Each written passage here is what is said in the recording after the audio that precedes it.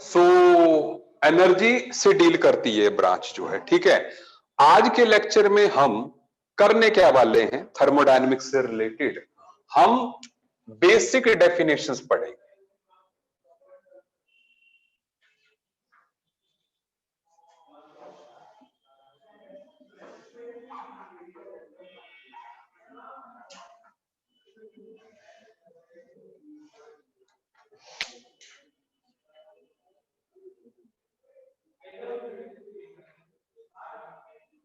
ठीक है, अब सबसे पहले यहां पर बेसिक डेफिनेशंस में हम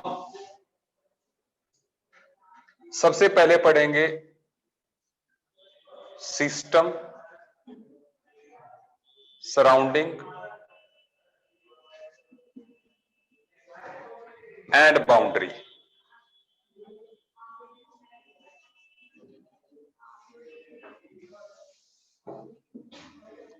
अच्छा, पहले हम ये बात समझ जाएं, हम ये थर्मोडायनेमिक्स में मान के चलते हैं कि जो एंटायर यूनिवर्स है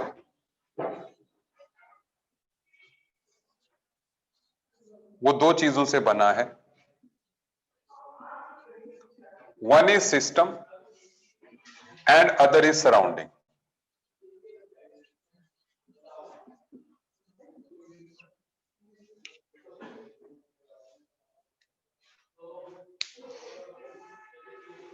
ठीक है, अब what is system?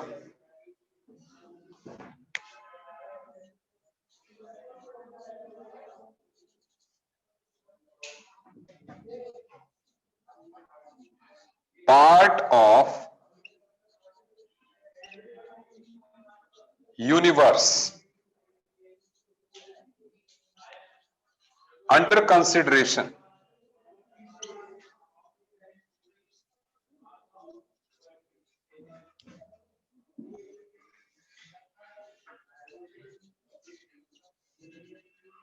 and what is surrounding?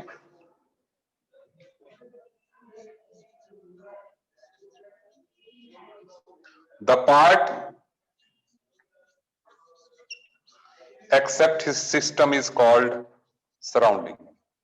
मतलब जो सिस्टम नहीं है वो सारा सराउंडिंग है। सुनते जाइए मेरी बात, अब भी बात क्लियर नहीं हुई कि यार सिस्टम क्या है ना। तो ऐसे देखते हैं, जैसे मान लीजिए हम इस कमरे में एक हमने सेटअप लगाया, एक बर्तन रखा, बर्तन को हीट कर रहे हैं, उसमें बर्तन में हमने थर्मोमीटर डुबोया। हम ये एक्सपेरिमेंट कर रहे हैं कि हर 1 मिनट बाद जो है हमारे उस कंटेनर में रखे हुए पानी का टेम्परेचर कितना बढ़ रहा है। This is the experiment. तो हम हर 1 मिनट बाद रीडिंग ले रहे हैं जी, अभी 25 है, अब जो है 28 हो गया, अब 32 हो गया, अब ये हर मिनट बाद हम रीडिंग ले रहे हैं।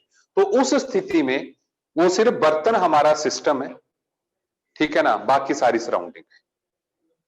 ठीक है, क्योंकि हमने थर्मोमीटर सिर्फ जो है बर्तन में डाला हुआ है, हमें बाकी दुनिया से लेना देना नहीं। तो ये हो गया, वही माहौल है, सेटअप सेम है। अब हम रीड कर रहे हैं कि उस बर्तन से जो स्टीम उठ रही है उसके कारण कमरे का टेम्परेचर भी चेंज हो रहा है। तो हर 1 मिनट बाद जो है कमरे के टेम्परेचर पे फर्क क्या पड़ रहा है। तो थर्मामीटर को हम इधर से इस कॉर्नर पे ले आए और हम चेक कर रहे हैं कि हर 1 मिनट में कितना डिफरेंस आ रहा है। तो इस टाइम पे ये सारा कमरा ही सिस्टम, इंक्लूडिंग बर्तन, गैस सिलेंडर, सब कुछ सिस्टम। कमरे से बाहर, दीवार से बाहर जो बाउंड्री ये रही, दुनिया रही, वो सराउंडिंग हो गई। पहले आप पानी को कंसिडर कर रहे थे, अब आप सारे कमरे को कंसिडर कर रहे हैं। क्या आप मेरी बात समझ रहे हैं? तो जिस सिस्टम को आप कंसिडर कर रहे हो सिस्टम हो गया, जिस पार्ट को आप कंसिडर कर रहे हो सिस्टम हो गया, बाकी पार्ट सराउंडिंग हो गया। System and surrounding are separated by real और इमेजिनरी बाउंड्री। जैसे जब पानी में थर्मामीटर था तो बाउंड्री इमेजिनरी थी कि भाई पानी को आपने बाहर की दुनिया से सेपरेट नहीं किया था ना, खुला बर्तन ही था तब भी, तो बाउंड्री नहीं थी कोई। लेकिन आप पानी की जो लेयर है दैट वाज द बाउंड्री, कि भाई उससे बाहर जो है सराउंडिंग हो गई सारी। लेकिन इस कमरे का टेम्परेचर जब आप जज कर रहे हैं तब जो है वॉल्स आ गई, तो अब रियल बाउंड्री आ गई। तो boundary can be real, can be imaginary. Imaginary जैसे हम जो है इस हिस्से की ही गैस का टेम्परेचर नोट करना चाहते हैं। एक हमने हवा में बना लिया हिस्सा कि भैया उस बर्तन के नजदीक कितना टेम्परेचर है और इस हिस्से पे कितना है, समझ रहे हैं? तो ये इस हिस्से की इमेजिनरी एक बाउंड्री बन गई कि इतने हिस्से में इतना टेम्परेचर है, इसके नजदीक ज्यादा है। आप समझ रहे हैं? तो ये नहीं है कि सिस्टम और सराउंडिंग में कोई हार्ड बाउंड्री होनी चाहिए। It can be, I can assume 1 metre cube मैं हवा में इमेजिन कर सकता हूं, ठीक है? तो इसलिए जो है बाउंड्री रियल भी हो सकती है, बाउंड्री इमेजिनरी भी हो सकती है। क्या आपको मेरी बात समझ में आ गई? सिस्टम की डेफिनेशन समझ में आ गई सबको? चलिए, हाँ, सिस्टम और सराउंडिंग में रिलेशन होता है, बिल्कुल ठीक है। दे आर मतलब वो इंटरेक्ट करते हैं एक दूसरे के साथ, हमने लिखा है and energy and it's interaction. तो जो इंटरेक्शन होगी वो सिस्टम और सराउंडिंग में ही होगी, ठीक है? अच्छा, हाँ बिल्कुल बिल्कुल बिल्कुल। सुनिए सुनिए सुनिए, हाँ थोड़ा सा गला खराब लगने लग रहा है मेरे को, सर्दी का असर थोड़ा सा अभी थोड़ा सा फील हुआ मेरे को, ठीक है ना? चलिए, अब सुने। तो system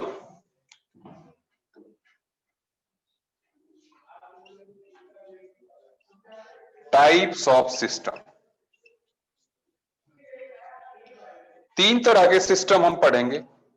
one is open system,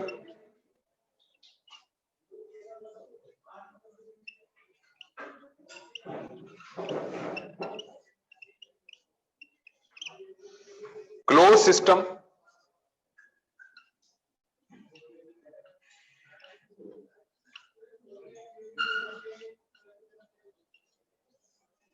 isolated system.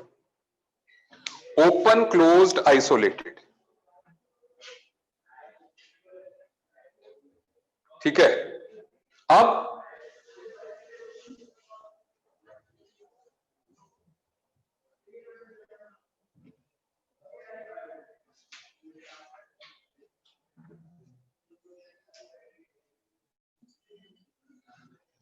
One by one open, closed और आइसोलेटेड की बात करते हैं। देखो,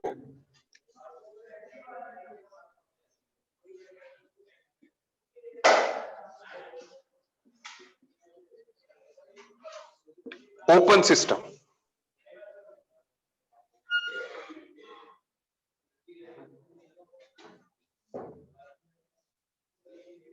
इसमें क्या होता है? ये वो सिस्टम है जिसमें कि both energy and mass can exchange between system and surrounding. आप लिख ले definition. In this type of system, in this type of system,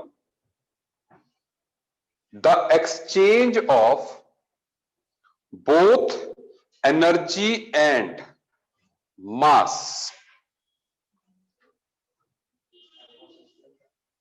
the exchange of both energy and mass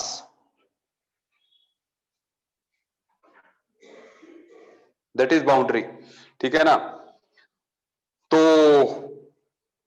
exchange of both energy and mass occurs between system and surrounding, ठीक है? अब आप देखें क्या है इसमें। आप देखें यहां पे बोर्ड पे, जैसे ये बर्तन है, खुला बर्तन है, इसमें हमने पानी रखा हुआ है, ठीक है? इसको हम उबाल रहे हैं। तो आप जब इसको, ठीक है, हीट कर रहे हैं, ठीक है, यह हॉट वाटर है, सिंपल सी बात, ठीक है, हीट भी नहीं कर रहे हैं, हॉट वाटर है, हॉट वाटर है, हमने रखा हुआ है। तो जब आप इसको ऐसच रखोगे तो क्या होगा? It will lose heat, heat lose करेगा, सराउंडिंग को देगा, आप टच करोगे गर्म लगेगा, और साथ में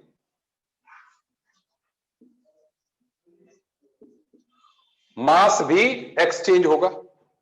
सही बोला कि नहीं? ठीक है, भाप नहीं जाएगी उसके ऊपर, ठीक है? अच्छा,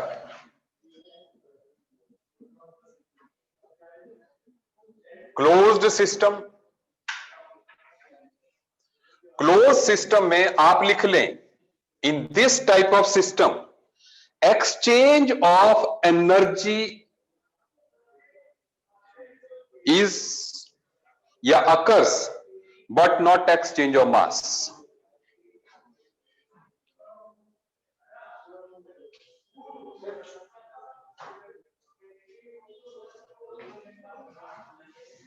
अरे अर्शदीप को फिर से पोस्ट कर उसको, क्या लिखा तूने?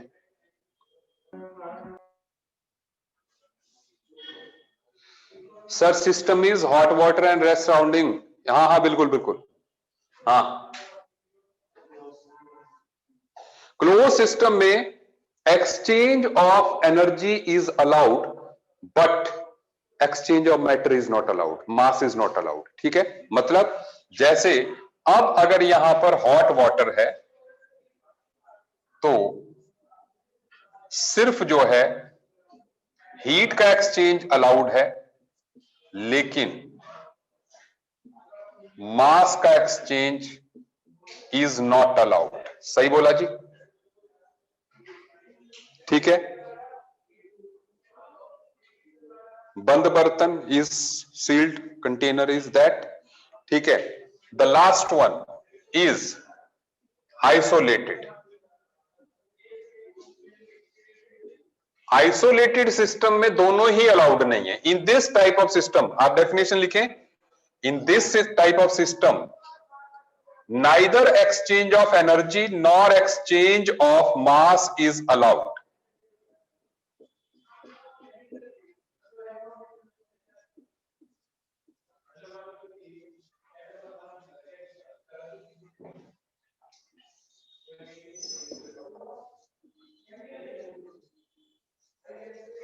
एनर्जी भी नहीं,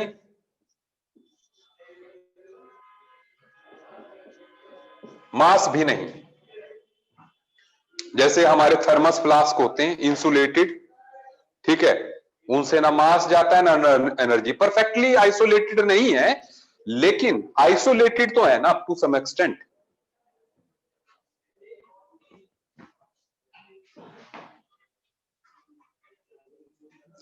क्लियर है बात?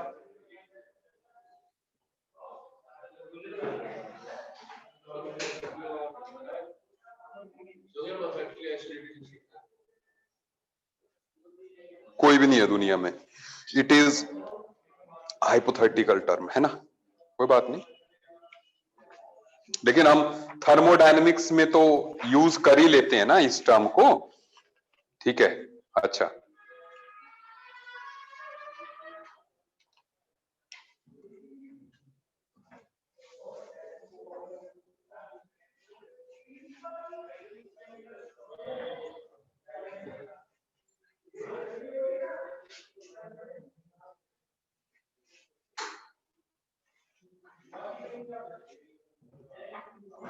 तो अब सुने, हाँ स्पेस में हो सकता है, बिल्कुल आइसोलेटेड सिस्टम हो सकता है, लेकिन मैंने कहा हमारे लिए थ्योरेटिकल एग्जिस्टेंस है। हम कोई उसको हम वर्ड कह देंगे तो विल कंसीडर इट कि इट इज परफेक्टली आइसोलेटेड, है ना।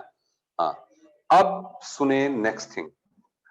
नेक्स्ट थिंग जो डेफिनेशंस है, अब तो जो सेकंड कैटेगरी आ गई उसमें हम जो डेफिनेशंस करेंगे कौन सी, इसमें अभी हम वर्ड कर रहे हैं जी state of system. State of system,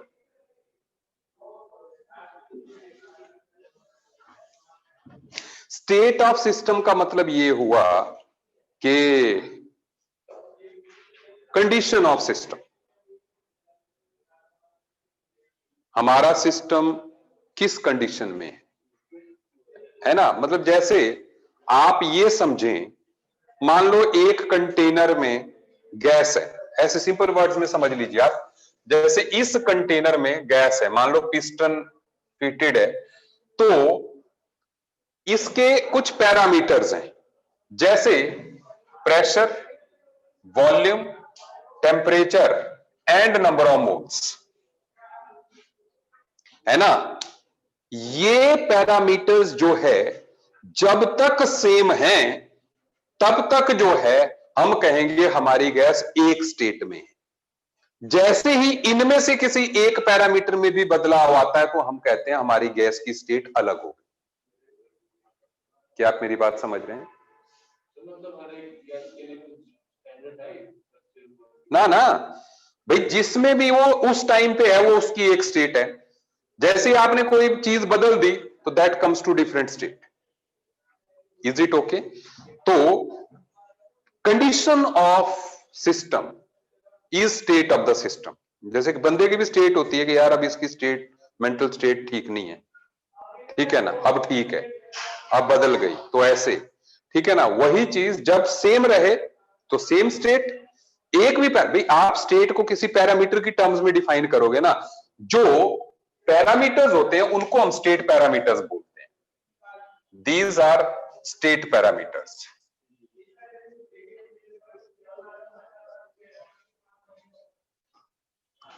ठीक है, जिससे कि स्टेट को डिफाइन होता है। Is it okay? आपको स्टेट ऑफ सिस्टम समझ में आ गया? ठीक है। अच्छा, अभी सुनते जाइए। जो ये स्टेट पैरामीटर्स है ना, ये दो तरह के होते हैं, स्टेट पैरामीटर्स या वेरिएबल्स। एक है स्टेट फंक्शंस,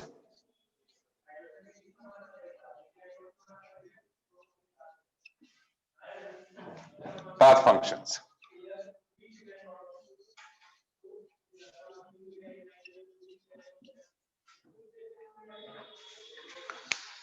स्टेट फंक्शंस क्या है? वो सिर्फ इनिशियल और फाइनल स्टेज पे डिपेंड करते हैं। किस तरीके से वो स्टेज जो है अचीव की गई, ये उस पे नहीं डिपेंड करते। अब बात थोड़ी कॉम्प्लेक्स तो है, ठीक है। मैंने कहा स्टेट फंक्शंस जो हैं वो स्टेट वेरिएबल्स हैं जो कि इनिशियल और फाइनल स्टेज पे डिपेंड करते हैं। किस तरीके से वो स्टेज अचीव हुई उसको मैटर नहीं करते। देखते हैं, जैसे मान लो एक कंटेनर में गैस है, अभी इसका प्रेशर 1 एटमॉस्फेयर है सपोज, वॉल्यूम जो है 1 लीटर है, टेम्परेचर जो है 100 केल्विन है। Is it okay? अभी स्टेज ये, ठीक है। अब अगर जो है हम ऐसा करें कि इसी गैस में, इसी कंटेनर में हम इसका वॉल्यूम कर लें 2 लीटर, टेम्परेचर कर लें 400 केल्विन, तो प्रेशर कितना होगा? निकाल सकते हो आप? निकालो। क्या फार्मूला रखना है? P1 V1 upon T1 is equal to P2 V2 upon T2। तो प्रेशर निकालो कितना होगा?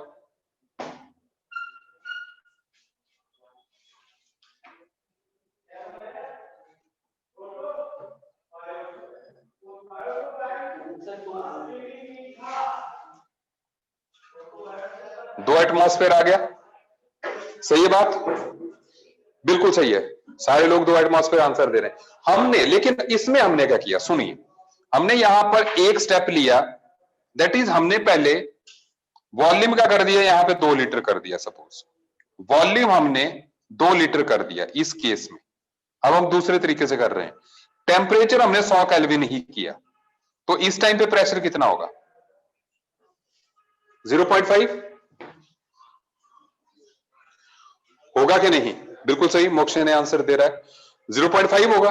अब क्या किया हमने, अब दूसरे स्टेप में हमने क्या किया, यहां पर हमने टेम्परेचर को 100 से 200 केल्विन कर दिया, ये 100 से 400 केल्विन।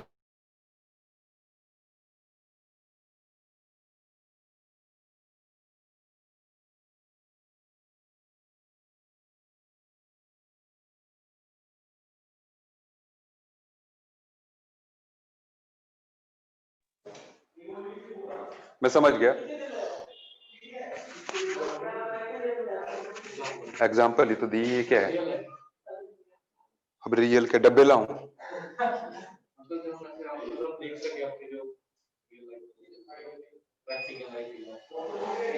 यही होती है प्रैक्टिकल क्लास में।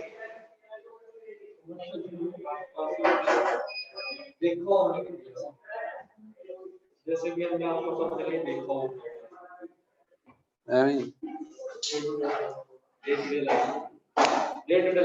सब कुछ देखा है आपने, क्यों नहीं देखा है? ऐसे जो है मैंने कई एग्जांपल कराए, बॉयल्स लॉ वगैरह के मैंने कहा नहीं, मैंने कहा पिस्टन फिटेड होगा, हीट करोगे तो वॉल्यूम बढ़ जाएगा, सारे लॉज की तो एग्जांपल हैं। तो P1 V1 T1 के लिए देखने का क्या एग्जांपल चाहिए आपको?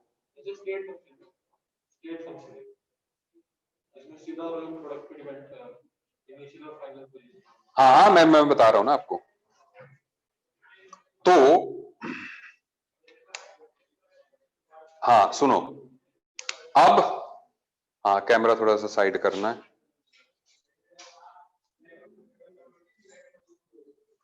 ठीक है। अब सुनो, जैसे आपने फिजिक्स में आप पढ़ते हैं, जैसे मान लो कोई बंदा जो है इस यहां से स्टार्ट हुआ, उसने यहां जाना है, ठीक है। तो अब जो है वो इधर से गया, इधर से गया, इधर से गया, ऐसे ऐसे ऐसे ऐसे ऐसे, देन ही रीच्ड हियर। तो उसकी जो स्पीड होगी, तो आप क्या बोलोगे? या डिस्टेंस ट्रेवल्ड, वो तो डिपेंड करेगा ना इस बात पे कि कितना पाथ उसने ट्रेवल किया। लेकिन जो उसकी डिस्प्लेसमेंट है, that is a state function. वो कहीं से भी जाए, इनिशियल और फाइनल ही देखनी है बस। यहां से गया, यहां पहुंचा, तो दिस इज डिस्प्लेसमेंट। वो चाहे यहां से यहां इस रास्ते से पहुंचाओ, चाहे इससे पहुंचाओ, चाहे इस तरीके से पहुंचाओ, always the displacement is same. लेकिन the distance is travelled is not same. सही बात है। तो displacement is a state function, आपका distance travelled is a path function. Velocity is a state function, क्योंकि velocity is distance travelled time taken, sorry displacement time taken, speed distance travelled time taken. तो इसमें देखो displacement तीनों cases में same होगी, sorry velocity तीनों cases में same होगी, लेकिन स्पीड अलग है। तो speed is path function, displacement is state function. ठीक। हाँ अब सुनो,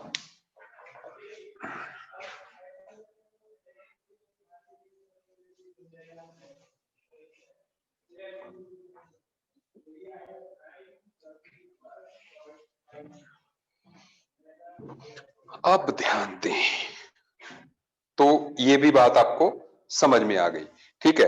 एक्चुअल में जो थर्मोडायनेमिक्स में जो पाथ फंक्शंस है ना, अब मैं पाथ फंक्शन की बात कर रहा हूं, तो पाथ फंक्शंस की आप डेफिनेशन लिखिए, these properties depends upon, these properties या पाथ फंक्शंस जो हैं, these properties depends upon the way the change is carried out या the way the process is carried out. These properties depends upon the way the process is carried out, किस तरीके से process को carry किया गया है, ठीक है। अगर उस पे कोई प्रॉपर्टी डिपेंड करती है, so that is called path function, ठीक है। अभी मैं आपको कुछ स्टेट फंक्शन के एग्जांपल्स दे दूं। अब पाथ फंक्शन के पहले लिखा देता हूं। अब तो पाथ फंक्शन में हमारा एग्जांपल आ गया heat, work, heat, capacities and जो स्टेट फंक्शन है उसमें तो काफी सारी प्रॉपर्टीज, जितनी हम पढ़ेंगे मोस्ट ऑफ देम इसी में आएगी। That is temperature, that is pressure, volume, ठीक है, देन इंटरनल एनर्जी, ये हम पढ़ेंगे टर्म्स, आप जस्ट नोट करते जाएं, ठीक है। Then enthalpy, and then gives free energy G, आप जी लिख लीजिए, and then entropy, S entropy represent करता है, ठीक है।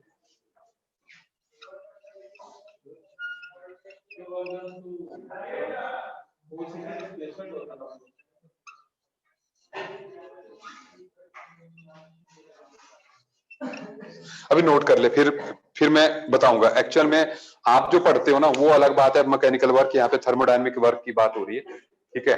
तो परसों की क्लास में ये भी क्लियर कर देंगे हम वर्क के बारे में, आपको लग जाएगा पता हाउ दैट इज। हाँ, मैंने कहा 2 लेक्चर लगेंगे, इसलिए परसों बोलो,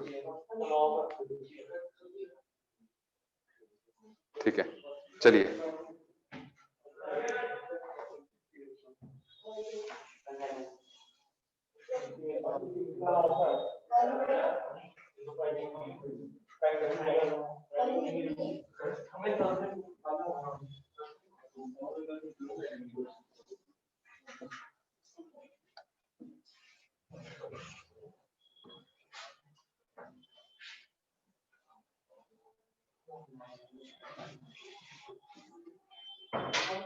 अच्छा, अब और term, G is gives free energy, is entropy, entropy, G is gives free energy, gives free energy को मैं खुद इंट्रोड्यूस कराऊंगा, ठीक है, वो भी इसी टॉपिक का हिस्सा है, ठीक है, हम करेंगे उसको, ठीक है। पहले आप नोट करें बात, अगली definition, that is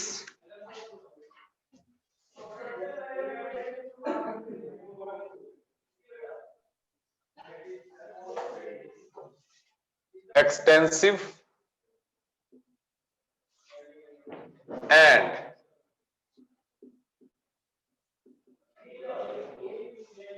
intensive properties। सो आज का दिन हमारा डेफिनेशंस का ही है, extensive and intensive properties.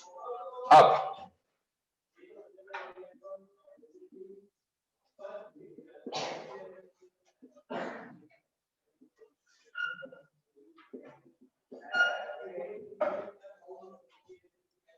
so properties which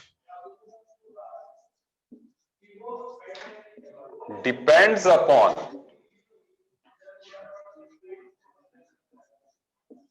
bulk of system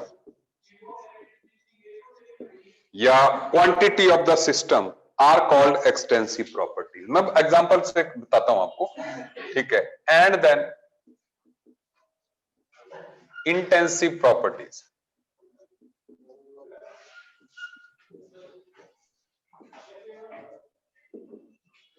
ऐसी properties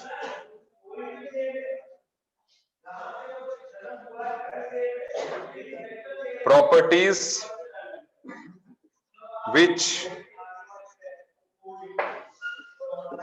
doesn't depend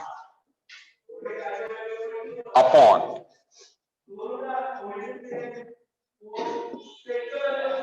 bulk of system।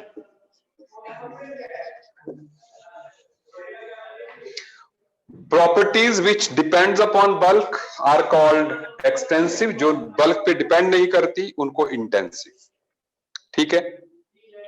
तो पहले कुछ एग्जांपल्स लिख लेते हैं, ठीक है। जैसे एक्सटेंसिव प्रॉपर्टीज के जो एग्जांपल्स हैं,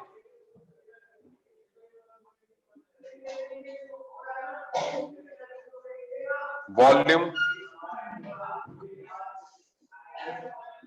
मास, टोटल हीट, कैपेसिटी, ठीक है, and then internal energy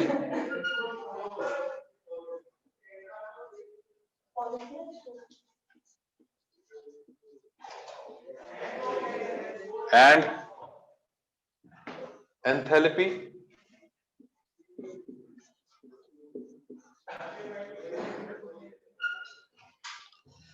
then G for gives free energy, S for entropy and intensive properties के examples temperature, pressure,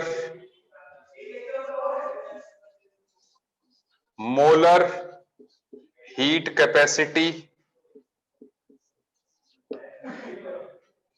and then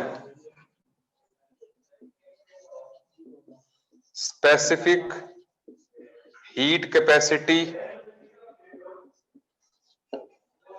and then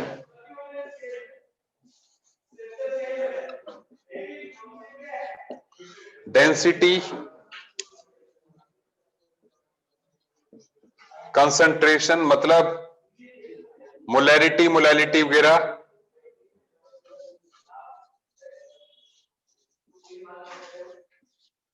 vapour pressure. सुन लें आप बात, जो मैं बात कहने जा रहा हूं अभी, एग्जाम्पल्स अपने आप याद हो जाएंगे आपको। भाई आप रटोगे थोड़ी नहीं कि भाई ये एक्सटेंसिव है इंटेंसिव है। मैं आपको एक आइडिया दे रहा हूं कि एक्सटेंसिव और इंटेंसिव कैसे निकालनी। जब भी किसी प्रॉपर्टी में उलझन हो, जैसे आप एक ऐसे इमेजिन कर लें एक कंटेनर जिसके अंदर गैस भरी हुई है। सुन लो, gas liquid depending upon comfortability, आप इमेजिन कर लें। ठीक है, अब मैं कुछ प्रॉपर्टीज यहां पे लिख रहा हूं। जैसे गैस की कुछ प्रॉपर्टीज होंगी, प्रेशर, वॉल्यूम, ठीक है, ऐसे ही टेम्परेचर, ठीक है, and then number of moles. ठीक है, ये चार प्रॉपर्टीज तो आप जानते ही हैं। ठीक है, अब सुने, हम इन चार को कैटेगराइज करना चाहते हैं कि ये एक्सटेंसिव है कि इंटेंसिव है। तो पहले हम क्या करेंगे, सुनो ऑनलाइन वालों, अपने दिमाग में इसको आधा काट लेंगे ऐसे। अब जिस प्रॉपर्टी में बदलाव आया होगा वो एक्सटेंसिव, जिसमें नहीं आया होगा वो इंटेंसिव। जैसे अगर आधा बदल दिया तो क्या इसके प्रेशर पे कोई फर्क पड़ेगा? सिर्फ आधा कट लगाने से, पतली सी दीवार लगाने से कुछ नहीं होगा। तो इसका मतलब ये प्रॉपर्टी इंटेंसिव है। सुनते जाएं, बड़ा बढ़िया मेथड है। वॉल्यूम आधा हो गया आधा करने से, तो इसलिए ये एक्सटेंसिव प्रॉपर्टी है। आप देख रहे हो बड़े बढ़िया से, जैसे प्रेशर को मैंने इंटेंसिव में लिखा, वॉल्यूम को एक्सटेंसिव में लिखा, यहां पे प्रूव भी कर रहे हैं। टेम्परेचर में बदलाव आएगा? बिल्कुल नहीं आएगा। तो ऐसे में ये भी इंटेंसिव प्रॉपर्टी हो गई। लेकिन नंबर ऑफ मोल्स में बदलाव आ जाएगा, तो इसलिए जो है, जो नंबर ऑफ मोल्स है या मास जो भी चीज है वो एक्सटेंसिव हो गई।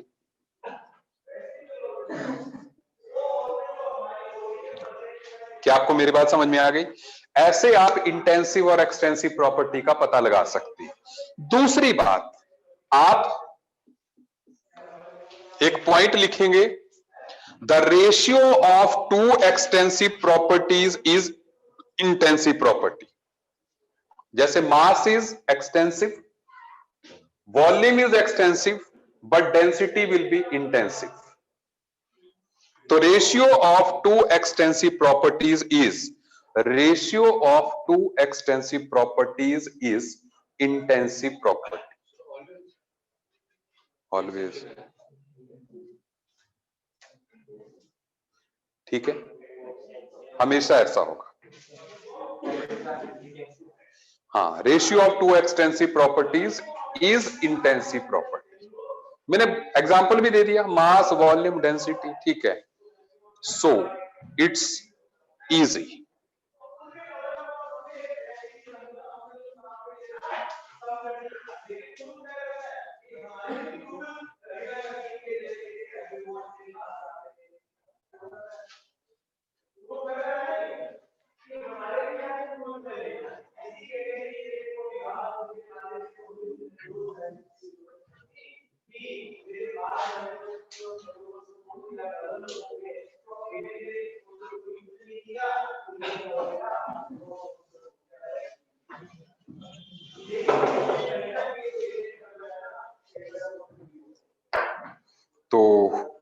अब बात सुने next are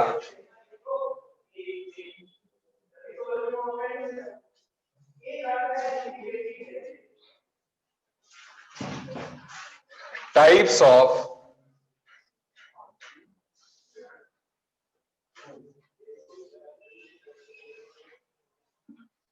thermodynamic processes.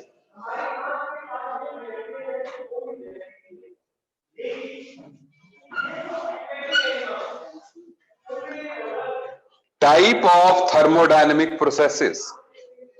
So thermodynamic processes के types कौन कौन से हैं?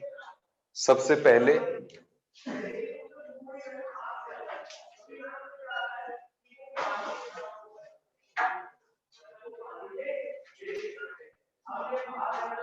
Isothermal process.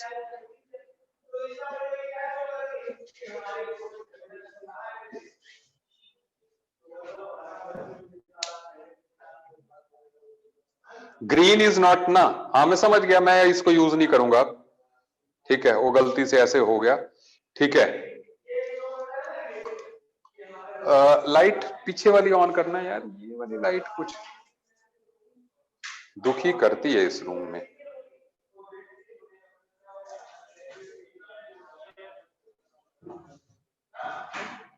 इसको बंद करना बाहर से, इधर से होती है, इसी के बाहर से ये बंद होती है। हाँ सही बात है। इसकी अगर हम पोजीशन चेंज कर देंगे ना, कर दे ऑन, ठीक है, इसको ऑफ कर दे, इसकी लोकेशन चेंज करनी पड़ेगी इनकी, ठीक है, कोई बात नहीं, इनको सामने करना पड़ेगा तब काम बनेगा।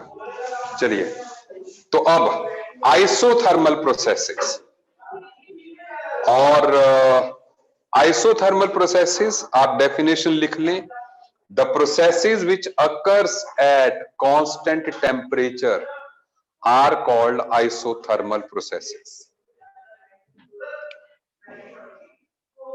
तो मतलब इनमें चेंज इन टेम्परेचर इज 0। ऐसे प्रोसेसेस जिनमें टेम्परेचर का चेंज नहीं अलाउड है उसको हम आइसोथर्मल प्रोसेस बोलते हैं।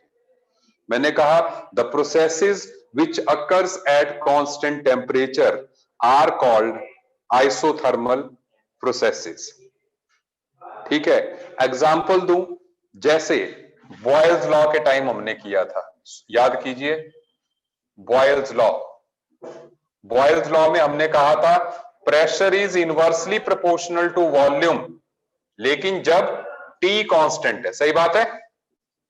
तो जो ग्राफ बनाया था हमने प्रेशर और वॉल्यूम का, वो जो ग्राफ था वो कांस्टेंट टेम्परेचर पे वैलिड था, और कांस्टेंट टेम्परेचर पे बनाए हुए ग्राफ को हम आइसोथर्म बोलते हैं। क्या आपको मेरी बात याद आई है ना? मतलब जो बॉयल्स लॉ का जो ग्राफ है उसको आइसोथर्म बोलेंगे। कई जगह आप आइसोथर्म वर्ड जो है पढ़ोगे। तो इसमें सारे पिस्टन को जब दबाते हैं हम नीचे तो सेम टेम्परेचर रखते हैं, तो आइसोथर्मल का इससे बढ़िया एग्जांपल कोई नहीं है, ठीक है। हाँ, बट आइसोथर्मल है ये प्रोसेस, आप स्टार लगा के लिख लीजिए, heat exchange can occur between system and surrounding. मतलब यहां पर जिस बर्तन में आप करा रहे हैं उसमें हीट का एक्सचेंज अलाउड है, रीजन बीइंग तभी तो आइसोथर्मल रहेगा, क्योंकि हो सकता है कंटेनर के अंदर कोई ऐसा प्रोसेस हो रहा हो जिससे हीट रिलीज हो रही हो। तो अगर हम हीट को बाहर नहीं निकालेंगे तो वो वापस सेम टेम्परेचर पे कैसे आएगा, है ना। और कई बार हो सकता है एंडोथर्मिक प्रोसेस हो, तो आपको बाहर से हीट देनी पड़ेगी टेम्परेचर को सेम रखने के लिए।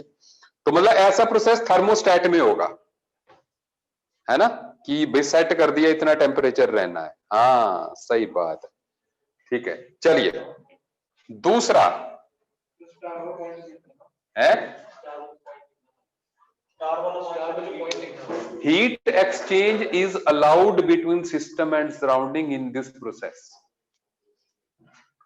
मतलब क्योंकि हम टेम्परेचर और हीट को कई बार सेम समझ लेते हैं ना, इसलिए मैंने कहा हीट आ भी सकती है, जा भी सकती है, लेकिन टेम्परेचर मेंटेन रहना चाहिए।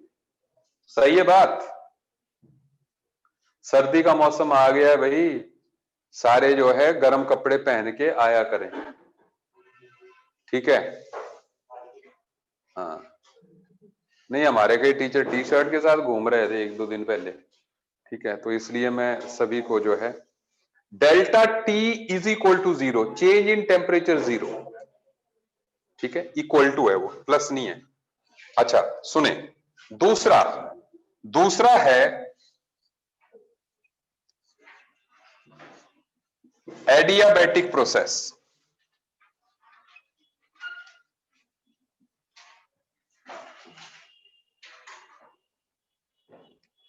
Now what is this adiabatic process? आप डेफिनेशन लिखें, in this type of process no exchange of heat is allowed between system and surrounding.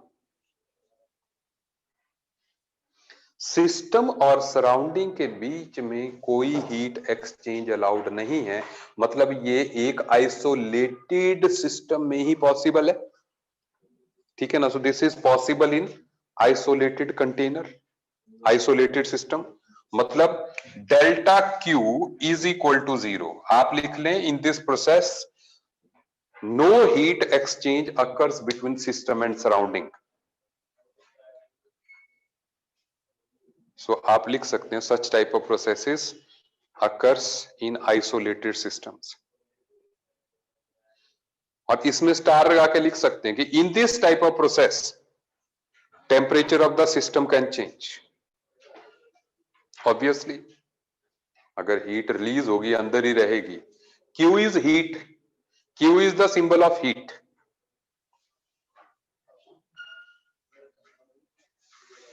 Heat के लिए क्यू, वर्क के लिए डब्ल्यू, एंथैल्पी के लिए एच। कई आपने कर लिए, कई नहीं किए, इसलिए, ठीक है? अच्छा, मैंने कहा इन this type of process temperature of the system can very या कैन चेंज। सिस्टम का टेम्परेचर बदल सकता है, सही बात? आगे बढ़ते हैं। That is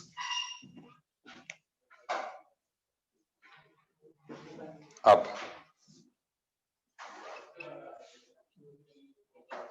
isocoric process.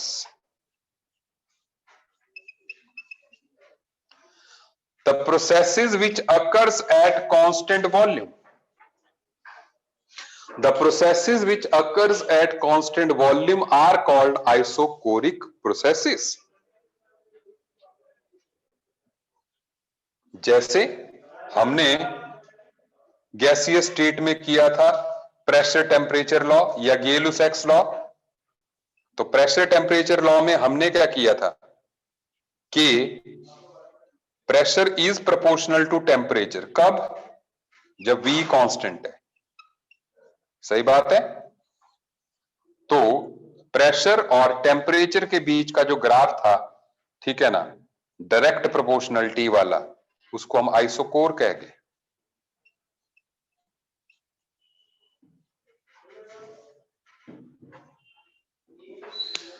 The processes which occurs at constant volume are called isocoric processes.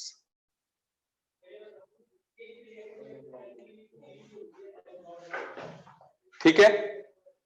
इसी तरह से fourth one, isobaric processes. The processes which occurs at constant pressure. The processes which occurs at constant pressure are called isobaric processes. ठीक है? तो ऐसा हमने Charles law में किया था। क्या किया था? हमने कहा था volume is directly proportional to temperature जब T इज कांस्टेंट। सही बोला?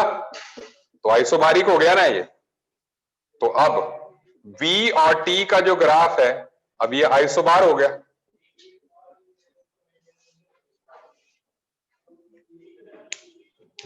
सही बोला कि नहीं?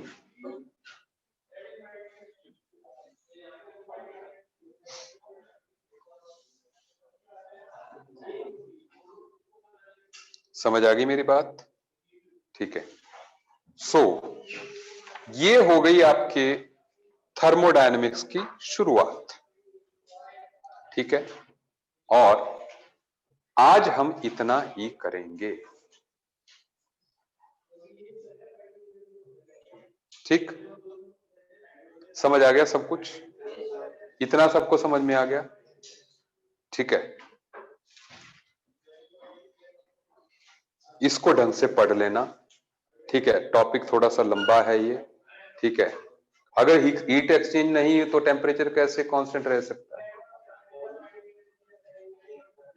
टेम्परेचर, अरे जैसे तुमने मान लो आग जला दी अंदर यार, बंद कमरे में, तो कमरे में बाहर अंदर से एक्सचेंज नहीं हो रहा, लेकिन कमरे के अंदर तो वो प्रोसेस हो रहा है ना जिससे टेम्परेचर बढ़ सकता है। कोई एक्सोथर्मिक रिएक्शन हो गई, एसिड और बेस तुमने डाल दिए बंद कंटेनर में। हाँ, ठीक है, ठीक है, ठीक है, बिल्कुल।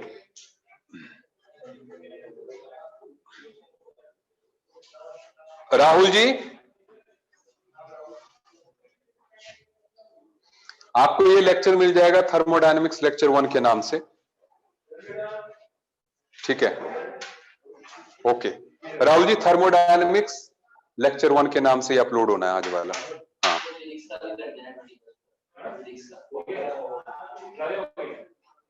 चलिए, okay. Mineralization of demineralization of teeth क्या होता है? और ये क्या पूछ रहा है? बायोलॉजी के सवाल मेरे से पूछ रहा है। ठीक है, मतलब जो कोरोजन ऑफ टीथ होता है, that is demineralisation of teeth. और कई बार एक्सेस, जैसे फ्लोराइड वगैरह एक्सेस हो जाते हैं तो वो जो है, ठीक है, अच्छा, तो वो उसमें ये कहना चाहता है कि टीथ में मिनरलाइजेशन, मिनरल्स एंटर होते रहते हैं और निकलते भी रहते हैं लगातार, तो डायनेमिक है, मतलब डेड नहीं है टीथ, है ना। जैसे आप आरसीटी करवा देते हैं तो टीथ डेड हो जाता है, लेकिन जो लिविंग टीथ होता है, भले वो बोन हो, उससे कैल्शियम निकलता भी रहेगा तो ऑन द स्पॉट ऐड भी होता रहेगा। Is it okay? So that is this. चलिए, शब्बा खैर, मुलाकात होगी नेक्स्ट क्लास में।